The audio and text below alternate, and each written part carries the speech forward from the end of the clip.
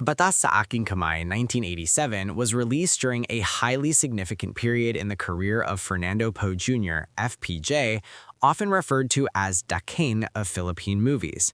By the late 1980s, FPJ was not just an actor, he was a cultural institution, embodying the values of honesty, integrity, and decisive action against corruption, values deeply cherished by the Filipino masses. FPJ's film served as a powerful cinematic outlet for the widespread frustrations concerning social injustice and the perceived impunity of the wealthy and powerful, particularly in the aftermath of the turbulent political shifts in the mid-1980s. The archetype of the underdog. In nearly every film, including Batas Sa Aking Kamay, FPJ played a character who was either an underdog, an unjustly accused man, or a disciplined professional forced to operate outside the flawed legal system to achieve katarungan, justice. His roles were a constant affirmation that even the smallest, most marginalized individual could stand up to systemic oppression. Ronaldo Reyes. As with many of his most successful features, FPJ directed this film under his famous pseudonym, Ronaldo Reyes. This creative control ensured the narrative strictly adhered to his moral code. The hero must be reluctant to kill, his violence must be justified by self-defense or the defense of the innocent, and he must always seek to prove the truth. 1.2. The film's context, post-EDSA reflections. Released in 1987, Batas Sa Aking Kamay entered a nation grappling with the fragile beginnings of democracy after the People Power Revolution in 1986. While the dictatorship was over, the underlying issues of poverty, political patronage, and lawlessness persisted. FPJ's film offered a powerful, albeit fictional, solution, a decisive hero who could clean up the mess left behind by a broken system. The phrase, "the law in my hand," is a direct political statement, suggesting that the traditional law has failed, necessitating a personal, morally sanctioned enforcement mechanism. 2.0. Batas Sa Aking Kamay detailed synopsis. 2.1. Introducing the hero and the setback. The film stars Fernando Poe Jr. as Major Alex Razon, a highly decorated, honest, and dedicated officer of the law, likely within the police or military service. Razon is defined by his unwavering sense of duty and his belief in the legal process. The plot is set in motion by a severe betrayal and injustice. Major Razon is either falsely implicated in a crime set up by corrupt colleagues or dishonorably discharged or forced into resignation due to a high-level conspiracy involving powerful figures he was investigating. Loss of authority. This forced removal from the system is the crucial inciting incident. Stripped of his badge and official status, Alex Razon is left with only his personal training, his knowledge of the law's inner workings, and his deep-seated desire for justice. Descent into vigilantism. Alex Razon, unable to trust the corrupt law he once served, is forced to operate underground. He adopts a new persona, a lone wolf using his expertise to hunt down the true criminals who framed him and continue to terrorize the innocent. The Vengeance Mission. The film details Razon's methodical campaign to expose and dismantle the criminal syndicate. Unlike American vigilante films, which often focus on personal rage, Razon's mission is presented as a crusade for public good and the restoration of his professional honor. The Tools of Justice. The title refers to the literal weapons, likely his trusty handgun, and metaphorical power that Razon now wields. The law is no longer in the courts or the police precinct, it is in his immediate action and his capacity to deliver direct, incontrovertible justice.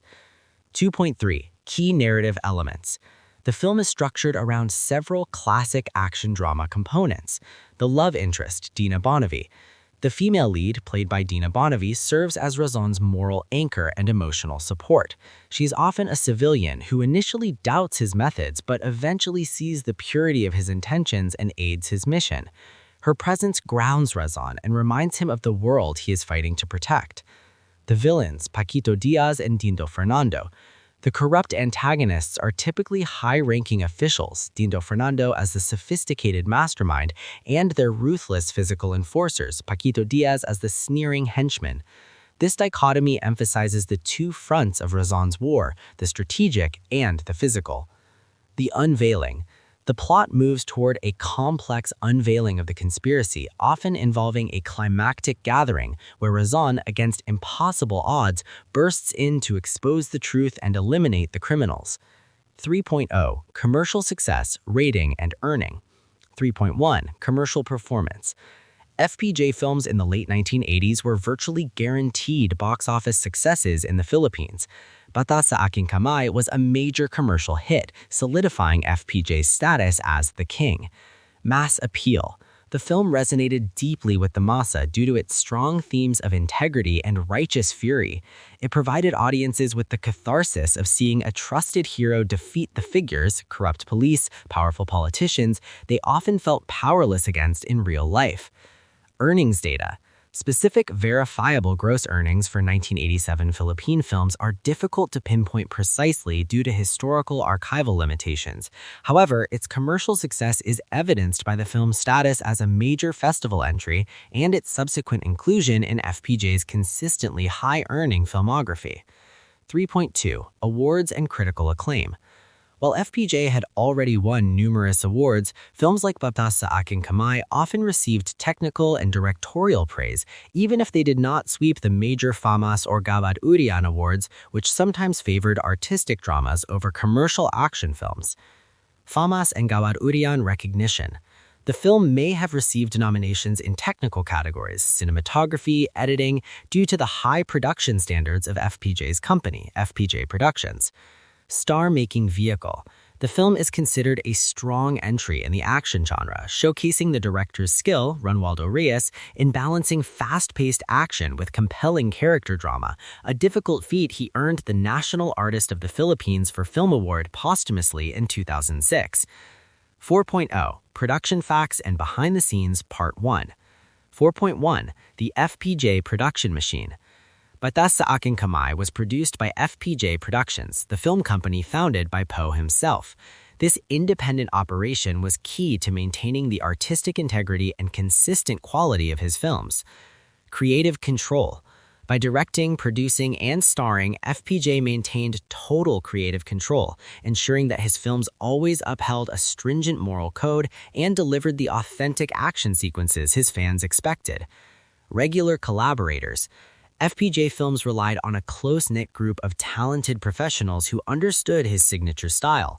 Cinematography, often handled by acclaimed cinematographers, who provided clear, classic wide shots that showcased the action without excessive reliance on quick cuts, a hallmark of quality and classic Filipino action. Action choreography. The fight and stunt teams were highly disciplined, delivering hard-hitting, practical stunts that minimized the use of stunt doubles for FPJ himself. The writing process. The screenplay was co-written by Fred Novato and the director, Ronaldo Reyes. Thematic emphasis. The writing focused heavily on exposition to explain the deep, systemic nature of the corruption and the hero's justified reason to resort to violence. The dialogue was often dramatic, emphasizing the loss of honor and the necessity of action. The action blueprint. The script was designed to escalate naturally, moving from tense investigative work to massive, often chaotic gun battles and hand-to-hand combat sequences that thrilled the audience. The film's title, The Law in My Hand, is not just a catchy action phrase. It is a profound commentary on the state of governance and justice in the Philippines of the late 1980s. The title serves as a direct, defiant response to institutional failure. The breakdown of order. The plot explicitly argues that the established legal order, BATAS, has been compromised. It is no longer residing in the hukuman, courts, or the estacion ng police station. When Major Alex Razon is betrayed, the law is literally shown to be ineffective or corrupted. Vigilantism as moral duty. Razon's shift to vigilantism is thus framed not as a personal vendetta, though vengeance for his family or honor is a component, as suggested by some sources, but as a moral imperative. He must execute justice to protect the innocent and uphold the original, true spirit of the law, which the system has abandoned. The law in his hand symbolizes the power of the righteous individual to act as a necessary moral corrective when the state is crippled by dishonesty. The FPJ Code. This film perfectly exemplifies the FPJ code. The violence exerted by the hero is always proportional to the injustice he is fighting. It is never gratuitous. It is surgical and necessary for the restoration of order. This distinction is crucial to maintaining FPJ's persona as a champion, not a killer. 5.2. The critique of authority. The film is highly successful because it criticizes the very institutions its hero represents. The villains are often more powerful and more dangerous than any street criminal, precisely because they wear the veneer of legitimacy. The corrupt insider. Characters like the corrupt police officials, Dindo Fernando as often cast, and their syndicate connections expose the uncomfortable truth that the rot often starts at the top. This made FPJ's films deeply resonant with the common Filipino who recognized this hierarchical corruption in daily life. The cost of integrity. Major Razon's journey is a tragic one. He loses everything: his job, his family's safety, his public standing, precisely because of his integrity.